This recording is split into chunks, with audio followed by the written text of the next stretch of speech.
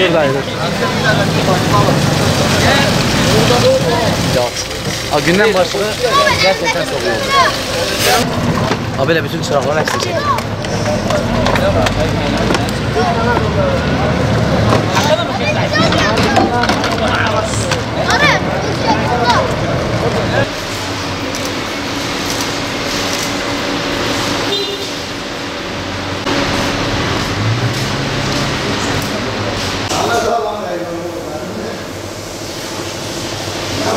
Yaklaşık 10 gündür Evren Sanayi sitesindeki suların kesintisi gözler önündedir.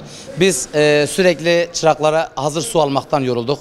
Ortalık pislik içerisinde. Kimsenin kimseden haberi yok. Buradan Büyükşehir Belediye Başkanı diyorsun, diyor ki Suşki görevlidir. Suşki diyorsun, Eyüpiye görevli diyorsun. Oda Başkanı, Kooperatif Başkanı vesaire.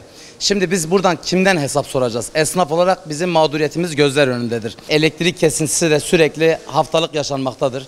Daha önce biz gelen gideni aratır diye bir söz vardır. Gerçekten de öyle. Sorduğun zaman diyorsun işte sularımız kesilmiş. Biz 10 gündür susuz kalmışız. Kimsenin kimseden haberi yok. Ahmet diyor Mehmet, Mehmet diyor Ali, Ali diyor ki Veli. Biz bu durumu gerçekten de kaldıramayacak duruma geldik. Lavabolar, tuvaletler, yerlerin pisliği hepsi göz önünde. Hastalıklar göz önündedir. Bu yazın bu sıcakta bu barakalar görmüş olduğunuz bu barakaların altında sıcaklık bir yerden, kuraklık bir yerden, susuzluk bir yerden. Su tankeri yaklaşık 10 gündür suların olmayışı, sadece su tankerini yeni gelmiş ve görmüş olduğunuz gibi sadece yeni geldi. Hani 10 gündür sürekli diyoruz ya, hani az önce belirttiğim gibi giden geleni aratıyor diye. Zeynel Başkan'ın döneminde daha önce sadece cuma günleri 2-3 saatlik giden suyu bu kadar itiraz etmemizin sebebi, onu geçtik, onu arar hale geldik. Şu anda 10 gündür projeden bahsediyorlar. Şu anda TEDAŞ'lar yeraltı çalışması yaptığını dile getiriyorlar. Kazılar yapıyorlar. Madem öyleyse belediyemiz buna izin vermesin. Projesiz kazı mı olur bu memlekette? Eğer ki bir memleketi yöneten Şanlıurfa Belediyesi valiliği ise bunun hesabını da halka vermek zorundadırlar. Biz burada mağduriyetimizi dile getirdik. Bizim esnafımızın sıkıntısı her zaman göz önündedir. Zirai Aletler Oda Başkanı'nın, Kooperatif Başkanı'nın, Büyükşehir Belediyesi'nin, Eyüpiye Belediyesi'nin bunlara bir çare bulmasını istiyoruz. Aldığımız sular gözler önünde. Bunun gibi belki 100 tane kolye aldık. Ama yine de suyumuzda çözüm bulunmuyor. Hani içeriye baksanız, dolapların arkasına baksanız etraf pet şişeden geçilmiyor. Çevre kirliliğine sebep olan bir şey de budur yani. Hani biz artık su almaktan yorulduk. Gerçekten de mağduruz. Burada sular kesik. Ayıptır söylemesi, yaşlısı var, genci var. Abdest almak isteyeni var.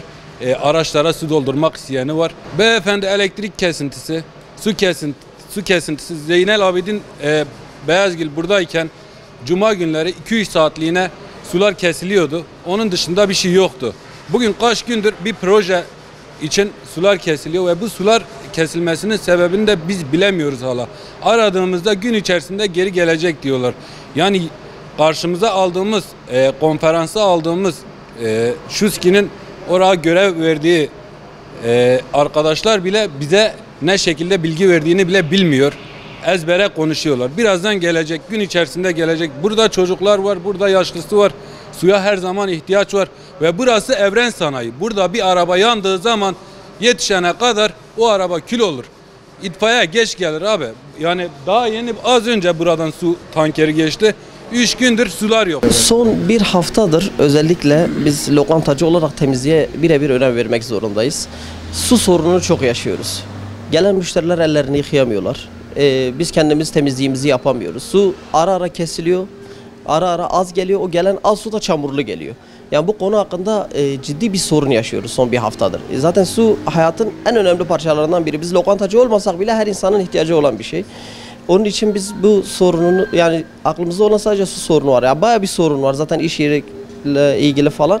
Ama bu su sorunu çok ciddi bir şekilde bize sorun yaptı yani. Elektrik sorunu da ara ara oluyor. Bizde mesela sanayi sitesinin hepsinde değil. Bazı bölgelerinde elektrik sorunu ciddi bir şekilde var. Özellikle gıdacılar sitesinin olduğu tarafta gıdanın üretildiği yerde elektrik sorunu var. Yani adamlar bu gıdayı üretirken elektriğe zaten ihtiyaçları var. Gıdalar elektrik olmadan, örnek veriyorum, tavukçular olsun, et üretenler olsun, ayran üretenler olsun, yoğurt yapanlar hepsi gıdacılar sitesinde oluyor. Yani hepsini bir yere topladılar. O yerde elektrik sorunu var yani. Burada da ara ara oluyor yani. Yani sanayiye birebir yani müfettiş olarak yani 3-4 kişi bir hafta boyunca gezse, bütün soruları not alsa, yarısını yapsın yeter. Biz başka bir şey istemiyoruz yani. Sularımız kesik. 4 gündür hemen sularımız kesik. Elektrik sıkıntısı yaşıyoruz.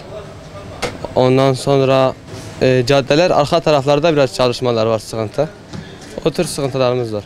Abi hemen 4 gündür kesik. Açıyorlar, 1 saat işimizi görüp hemen yine tekrar kapatıyorlar. Abi araçlara koyulan su, abdest, lavabo işlerimizi. Abi cihazlarımız içeride var. Elektrik gitti mi bütün işlerimiz duruyor. Tamircilerin de liftleri hepsi, araçlar yukarıda kalınca duruyor. O tür sıkıntılarımız var. Abi normalde sanayide haftada 3-4 defa gider. Bir saat, 1,5 saat, 2 saati buluyor gelmemesi. Abi ne zaman arasak bize şu cevap geliyor, çalışmalar var. O yüzden elektrikler kesilmiş. Peki,